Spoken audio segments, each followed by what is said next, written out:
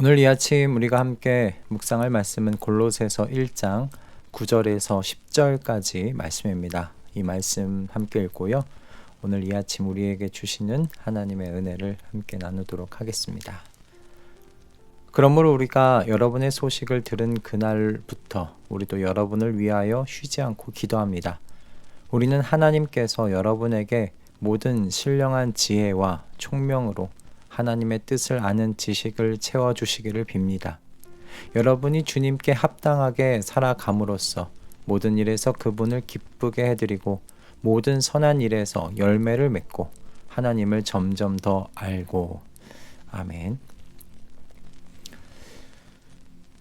오늘 말씀을 보면 바울 사도는 만나보지 못한 골로새 교인들을 위해서 쉬지 않고 기도한다고 이야기합니다. 그리고 자신이 무엇을 위하여 구하고 있는지를 오늘 이어서 이야기를 하는데 그것이 무엇이냐면 골로새 교인들이 신령한 지혜와 총명으로 하나님의 뜻 아는 지식으로 채워지기를 기도한다라는 것입니다. 바울이 하나님께 하나님의 사람들이 이 신령한 지혜와 총명으로 하나님의 뜻을 아는 지식에 가득 채워지기를 기도한 성경의 최초의 인물은 아닙니다. 신령한 지혜와 총명을 달라는 이 기도는 다윗과 솔로몬의 기도에 먼저 등장하는데요.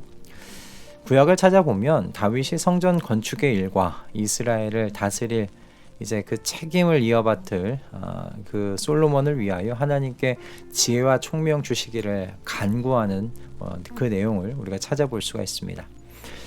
이렇게 기도합니다. 여호와께서 내게 지혜와 총명을 주사 내게 이스라엘을 다스리게 하시고 내 하나님 여호와의 율법을 지키게 하시기를 더욱 원하노라. 다윗이 아들 솔로몬을 위해 기도한 것인데요. 솔로몬 또한 하나님께 왕으로 즉위하면서 같은 기도를 드립니다. 이제 지혜와 지식을 나에게 주셔서 이 백성을 인도하게 하여 주십시오. 이렇게 많은 주님의 백성을 누가 다스릴 수 있겠습니까? 신령한 지혜와 총명을 위해 이렇게 기도했던 건 이들이 담당해야 하는 일들을 진행하는 데 있어서 하나님의 뜻과 이 일들을 어떻게 관련시킬 수 있는지를 순간순간 판단해야 했기 때문일 겁니다. 그리고 하나님의 뜻을 삶 속에 일어나는 여러 일들 속에 어떻게 적용하고 실행할 것인지 판단하는 바로 이 일은 다윗과 솔로몬만의 것은 아니죠. 모든 그리스도인들에게 똑같이 적용되어야 하는 일일 겁니다. 게다가 오늘 이 시대는 더더욱 신령한 지혜와 총명이 필요한 때라고 생각이 들어요. 그렇게 하나님의 뜻을 아는 지식으로 채워져야 살아갈 수 있는 시대다. 그리스도인으로서 살아갈 수 있는 시대다라고 말씀드리고 싶습니다. 오늘 우리가 살아가는 이 시대는요, 과거와는 정말 비교도 할 수 없을 정도로 복잡하게 얽히고 설킨 시대이지 않습니까? 게다가 유혹적인 그 시대 정신들로 얼룩져 있는 시대를 우리가 살아가고 있기도 합니다. 또 그뿐이겠습니까? 결정의 시간도요, 과거와는 달리 매우 촉박하지요. 우리의 결정을 사람들이 기다려 주질 않습니다. 빠르고 급하게 결정을 내려야 하는 일들이 우리의 그 하루에도 얼마나 많이 수없이 치고 들어옵니까? 그러므로 우리가 더 간절하게 신령한 지혜와 총명으로 하나님의 뜻을 아는 지식이 늘 채워져 있기를 기도해야 할 때가 아닌가 그렇게 생각이 듭니다. 이렇게 신령한 지혜와 총명으로 하나님의 뜻을 아는 지식에 채워져 있지 않으면 우리는 세상 속에서 세상과 같은 결정을 하며 살기 쉽습니다. 그렇게 그리스도인으로서 정체성이 희미해진 채로 살아가게 되는 거죠. 신령한 지혜와 총명으로 하나님의 뜻을 아는 지식을 그래서 구하는 이유가요, 이 복잡하고 유혹적인 시대 정신들이 난무하는 가운데 그리스도인임을 드러내면서 살기 위해서이기도 합니다. 사도 바울은 골로새 교인들이 하나님을 아는 지식으로 채워져서 그들의 삶 속에 그리스도인으로서 세 가지 특징들이 나타나기를 기도하는데요. 골로새 교인들에게 있기를 바랬던 이 특징들이요, 저와 여러분의 삶에도 나타나는 삶의 특징, 그리스도인으로서의 삶의 특징들 되기를 소원합니다. 첫 번째 무엇이냐면 주님께 합당하게 살아가는 삶을 산다는 것입니다. 주님께 합당하게 산다는 건요, 이제 그리스도 주님 안에서 살아가게 됐으니까 이 신분에 맞춰 살아야 한다는 의미이기도 합니다. 신분에 맞는 삶입니다. 그리스도의 사람들은 과거와 이제 똑같이 살아갈 수 없는 사람들이에요. 사도행전 11장을 보면 복음이 전해지고 교회가 세워진 안디옥에서요, 성도들이 이제 뭐라고 불렸냐면 그리스도인이라는 말로 불리었다고 기록되어 있습니다. 그리스도인이라는 이 말은 그리스도의 사람들이라는 뜻인데, 이것은 우리말로 좀 바꿔 이야기해 보자면 예수쟁이란 의미이기도 합니다. 예수에 미친 사람들이란 말이죠. 이렇게 불린 것은 그들이 과거와 완전히 다른 삶을 살았기 때문이지 않겠습니까? 이 유혹이 넘치는 시대와 복잡하게 사람과 사회가 얽힌 세상에서 주님께 합당하게 바뀐 신분에 맞게 살기 위해서 우리에게는 하나님을 아는 지식으로 늘 채워져 있는 그것이 참 필요하다 싶습니다. 그러니 우리 아침마다 기도할 때 신령한 지혜와 총명을 구하는 우리가 되십시다.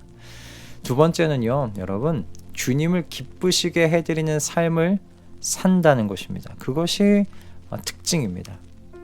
그리스도인의 삶의 목적은 여러분 이제 복잡해지지 않습니다. 우리의 삶의 목적은 내게 구원의 은혜를 베풀어 주신 하나님이 우리 인생의 목적이 되는 것 아니겠습니까? 내 인생의 목적이 되시는 그 하나님께서 그렇기에 기뻐하시도록 사는 것이 우리 그리스도인들의 그저 하루하루의 진정한 삶의 목적일 겁니다. 그리스도의 사람들은 이제 더 이상 자기 자신을 위해 사는 사람이 아니라 하나님을 위해 사는 사람들이기 때문이죠. 하나님을 그렇게 사랑하게 된 사람들, 그러니 하나님을 어떻게 하면 기쁘시게 해드릴까를 연구하는 사람들이라고 그렇게 좀 바꾸어 말할 수 있지 않을까 싶습니다. 여러분, 사랑하게 되면 그 대상이 즐거워하고 기뻐하는 모습 보고 싶어지지 않습니까? 우리가 바로 그렇게 된 사람들이라는 거죠. 그러니 어떻습니까? 하나님의 뜻을 아는 지식으로 채워져야죠. 하나님의 뜻을 모르는데, 그분의 마음을 모르는데 어떻게 하나님을 기쁘시게 해드릴 수 있겠습니까? 하나님을 기쁘시게 해드리는 그 삶을 살기를 원하게 되니 하나님을 아는 지식으로 채워지기를 바라는 겁니다. 그래서 기도합니다. 신령한 지혜와 총명으로 우리를 채우시고 하나님의 뜻 아는 지식으로 우리를 충만하게 해달라고 그렇게 기도하는 것이죠. 그런 기도의 자리를 늘 아침마다 갖는 저와 여러분 다 되시기를 주님의 이름으로 축복합니다. 마지막으로는 여러분, 어떤 특징이 있냐면 모든 선한 일에서요 열매를 맺는 삶을 산다라는 특징을 갖게 됩니다. 이런 삶을 추구한다고 우리가 생각하면 되시겠어요. 하나님을 아는 지식의 참 신기한 것이 있습니다. 대부분요, 여러분, 신령한 지식이라고 말하는 그런 신령한 지식을 가진 사람이요 겸손하지를 않습니다. 교만하고 자만합니다. 왜 그렇습니까? 이것 나만 아는 지식이라는 바로 그 마음의 태도 때문이죠. 그런데 하나님을 아는 지식은 그렇지가 않아요. 참 하나님을 아는 지식은요 에피그노시스라고 되어 있는데, 여러분, 이 지식은 교만하거나 자만해지는 지식이 아닙니다. 오히려 이 지식은요 나에 대한 사랑이 아니고 이웃에 대한 사랑으로 어떤 실천으로 이어지는 그 이웃에 대한 사랑 때문에 실천으로 이어지도록 하는 지식이다라고 여러분 생각하시면 되겠습니다. 마치 이런 겁니다. 하나님의 은혜를 깨닫게 되면 여러분 그 지식의 결과가 어떻습니까? 가족과 이웃에 대한 뭔가 이 사랑의 실천, 은혜로운 실천으로 나타나는 겁니다. 사랑의 말로 나타나고 사랑의 행동으로 나타나고 용서의 행동, 너그러움의 행동, 섬김의 행동 등으로 나타나는 것처럼 말이죠. 이런 삶은 하나님을 아는 지식에서 여러분 비롯됐다는 것 잊지 마십시오. 하나님의 지식이 없어서 하나님의 백성들이 망했다는 사실을 여러분 기억하셨으면 좋겠습니다. 그러므로 신령한 지혜와 총명을 구하는 저와 여러분 그렇게 되셨으면 좋겠다. 이 아침 그렇게 권면 드립니다. 우리 중에 누구도 충만한 삶을 싫어하는 사람 없을 겁니다. 모두가 다 충만한 삶을 소원하지요. 영적으로 그리고 감정적으로 육체적으로 충만한 삶을 소원합니다. 그런데 그 비결이 어디 있는가? 하나님의 뜻을 아는 그 지식의 충만 속에 있습니다. 신령한 지혜와 총명으로 하나님의 뜻을 충만하게 알게 될 때 우리는 하나님을 충만하게 기쁘시게 해드릴 수 있습니다. 그러면 우리도 충만하게 기뻐집니다. 사랑하는 사람이 기뻐하는 모습 보면 그 얼굴 보고 그 감정이 전해질 때 우리 또한 기뻐하지 않습니까? 마치 그런 것이죠. 또 신분에 합당하게 살게 됩니다. 이웃들을 기쁨과 평화 속으로 초대하며 살아갈 수 있게 됩니다. 여러분 이것이 충만한 삶 아니겠습니까? 그러니 간절하게 이 아침에 신령한 지혜와 총명을 달라고 기도하십시다. 하나님의 뜻을 아는 지식으로 가득 채워져 우리 생활의 구석구석까지 하나님의 뜻을 연결하고 연관지어서 결정하고 실천하면서 살아가는 우리 가족들 다 되실 수 있기를 주님의 이름으로 축복합니다. 할렐루야. 기도하겠습니다. 우리는 복잡하고 빠른 결정을 내려야 하는 시대 속에서 살아가고 있습니다. 게다가 우리를 유혹하는 이 시대의 정신도 주님 교묘하기 이를 데 없습니다. 그래서 자칫 잘못하면 제가 누구인지도 잃은 채 살게 됩니다.